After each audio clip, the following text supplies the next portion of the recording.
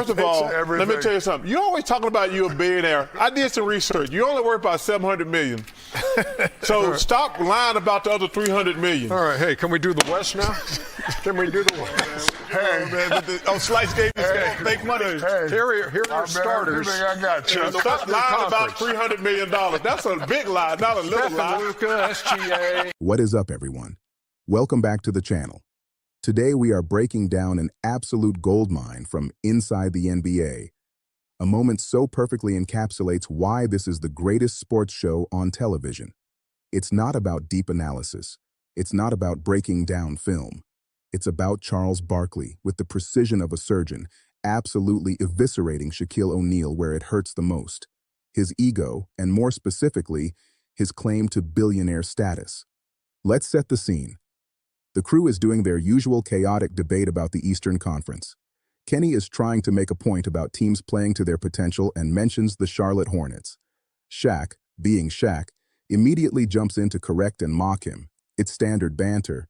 But then, Kenny doubles down. He says, "I bet everything I got." And that's when Sir Charles sees his opening. He leans in with that iconic smirk and says, "See, first of all, let me tell you something. You're always talking about you a billionaire. I did some research. You only worth about $700 million. The delivery is flawless. He doesn't yell. He says it like he's sharing a juicy secret. He hits SHAQ with a "first of all," as if the basketball debate was just the appetizer and the main course is this personal financial audit. I did some research, as if Barkley spent his off day on Forbes' website just to fact-check his friend. The studio erupts. The laughter is immediate and uncontrollable. But Chuck isn't done. He follows up with the killer blow, pointing right at SHAQ. So stop lying about the other $300 million. This is the masterstroke.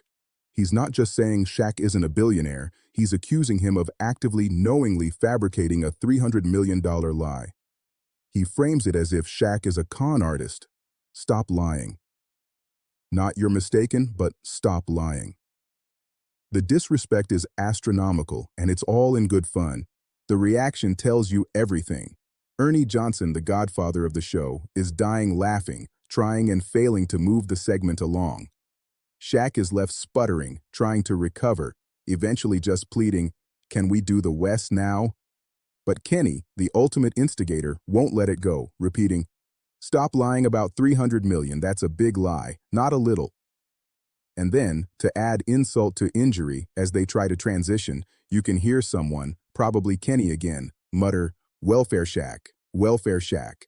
A man worth $700 million being called a welfare case. It's the most absurd, hyperbolic, and hilarious insult possible. This moment works on so many levels. First, it's a brilliant subversion. They're on a show about basketball, and the biggest burn comes from a financial audit. Second, it hits SHAQ's biggest vulnerability. SHAQ's post-career brand is built on being the big businessman, the savvy investor, the larger-than-life mogul. Barkley cuts right through that by saying, "Nah, you're not in the big boys club yet. You're just a millionaire." Calling a man with $700 million poor is the pinnacle of comedic disrespect. Third, and most importantly, it only works because of their genuine decades-long friendship. This isn't malice. It's the highest form of locker room ball busting. You can only roast someone this hard if there's immense mutual respect and love underneath it. SHAQ can take it because he knows Chuck is coming from a place of love and a burning desire to win the argument. This is the magic formula of inside the NBA. It's never just about basketball. It's about personalities, relationships, and the willingness to go for the jugular in the funniest way possible. They turned a debate about the Charlotte Hornets' playoff chances into a legendary takedown about net worth. Only on this show. Now I want to hear from you. Where does this rank in the all-time inside roasts?